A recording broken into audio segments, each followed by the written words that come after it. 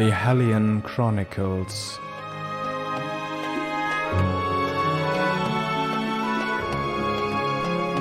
The protectorate of Hellas stands at the edge of war. Titans stir, and ancient machines whisper in the void. Beneath the crimson grays of Thanatos, fate is cast in steel and circuitry. The Olympians walk among the mortals, spinning their schemes. Myth do not endure, they break, they burn, they fall. Only those bold enough to defy fate may earn their place among legend.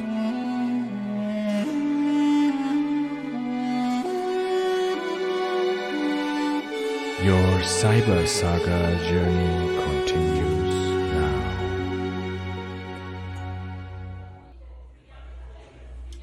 Mesmerized, Thrish blinked his beady eyes and refocused on the taberna, scanning the foreign mystios with practiced suspicion. He moved towards a stack of crates cloaked in the shadow. What are they doing so deep in the Shardlands? Hunting Sikutan raiders for bounty?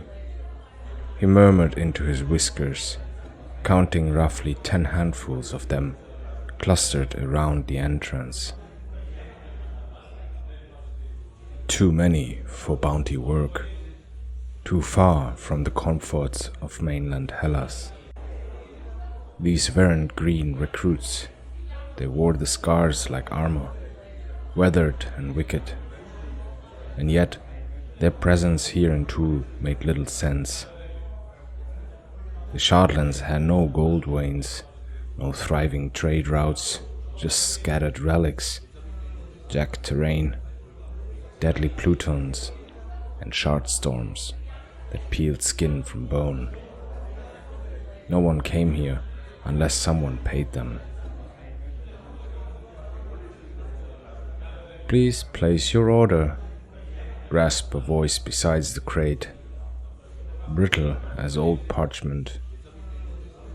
Thrish snapped his hat toward it.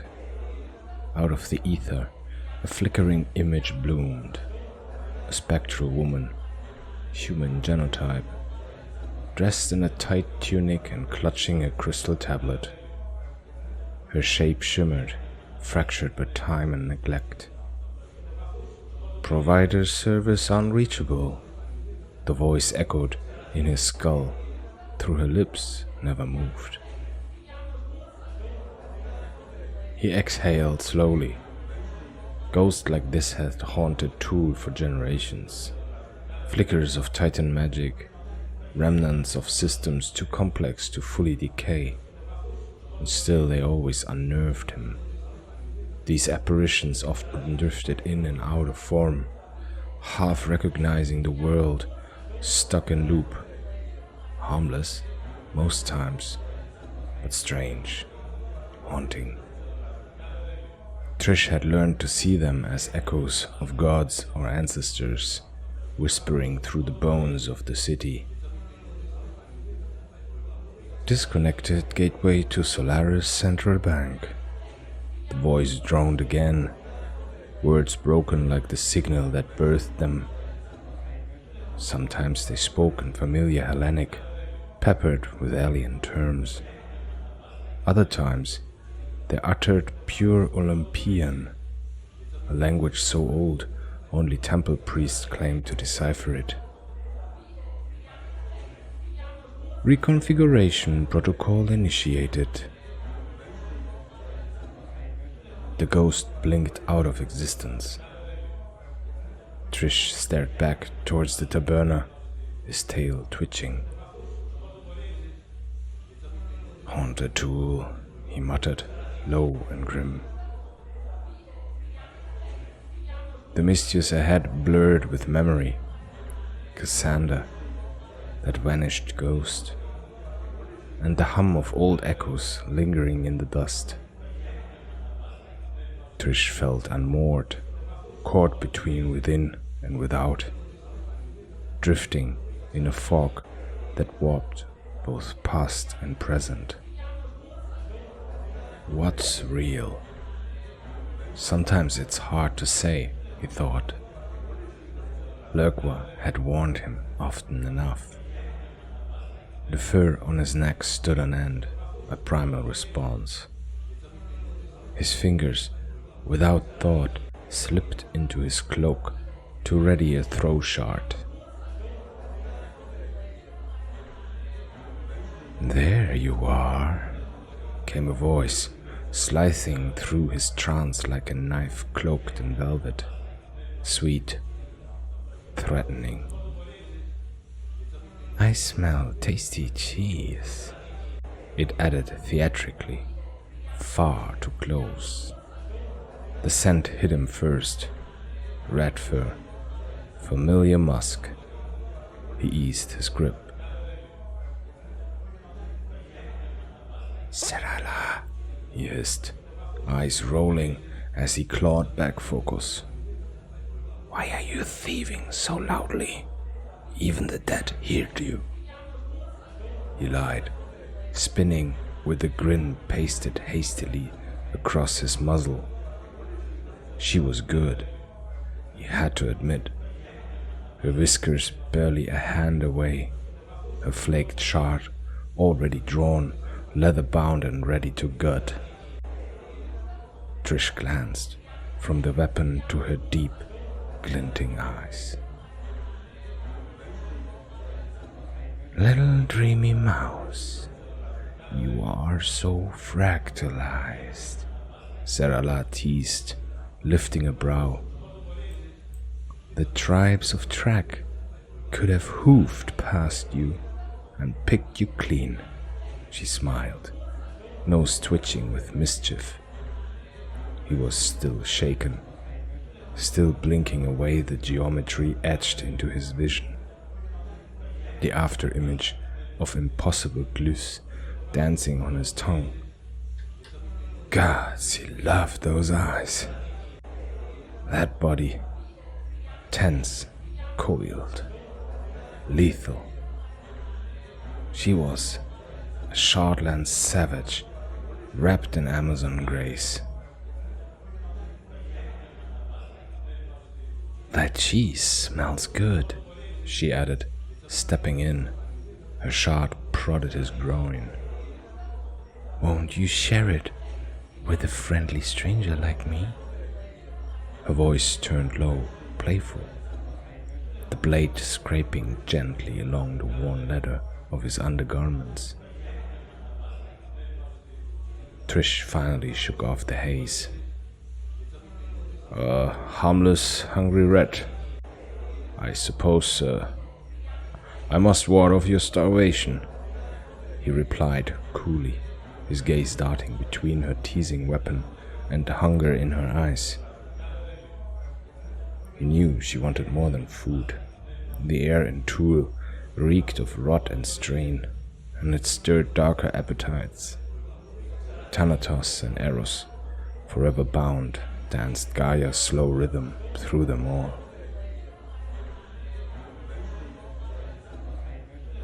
"Here, it's good hornbull cheese." Thrish fished out the dry, hard block. Sera-la closed her eyes in anticipation, her whiskers swaying rhythmically with the faint scrape of her shard. Thrish broke off a brittle piece and held it beneath her nose. "Is there any other comfort I might offer a not-so-strange a stranger?" he asked, voice laced with irony, amused at his own words. "You must be craving a hot bath and a decent night's sleep," he added, seizing the moment. Sera-la opened her eyes slowly, as if he'd whispered a taboo. She chewed the cheese with theatrical menace. "Good," she said, nodding to the taste. "I might let you repay that little debt you owe me." Her gaze sharpened, deliberate. Thrish felt the shard press more firmly. He grinned, watching her savor the cheese with sensual patience. The teasing continued, slow and deliberate. Sera-la kept her focus beyond him, eyes fixed on the Mystios in the taberna. The silence between them drew out, taut, and slightly absurd. She ignored him, intent, chewing with calm purpose. Trish's grin wilted. He glanced left towards the crates, then right towards the thrum of the market.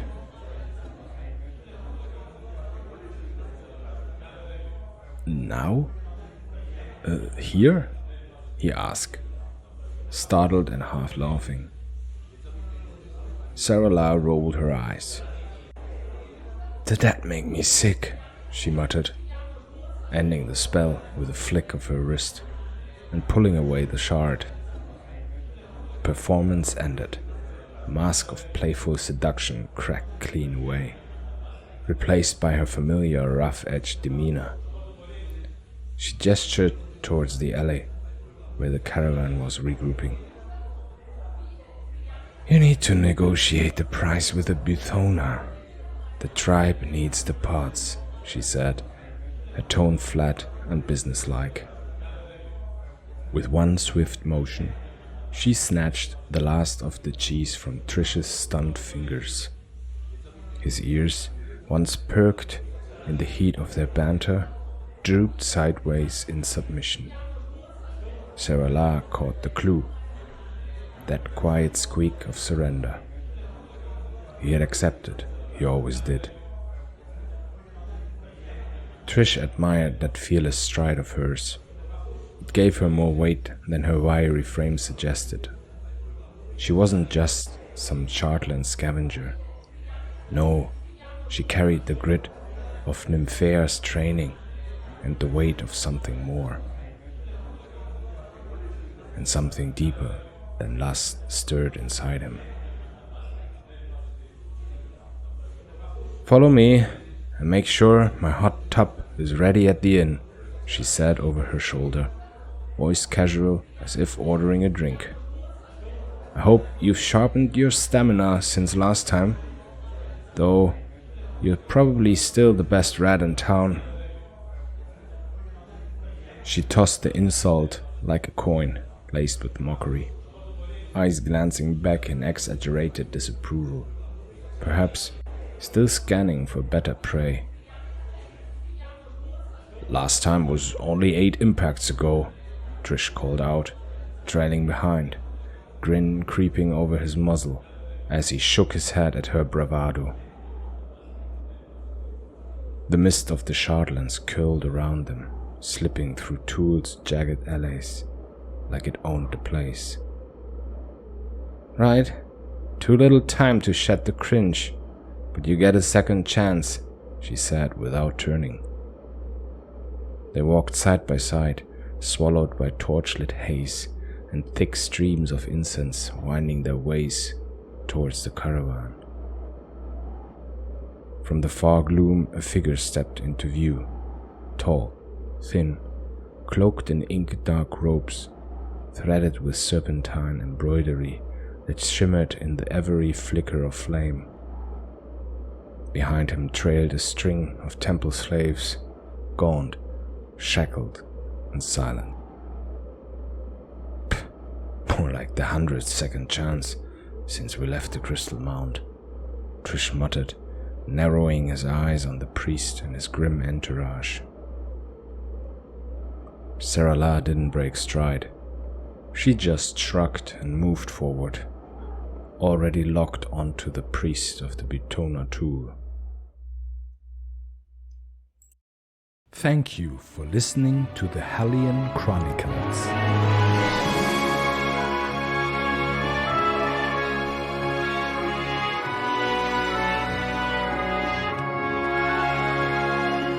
You journeyed until the end and likely enjoyed your travels through this episode.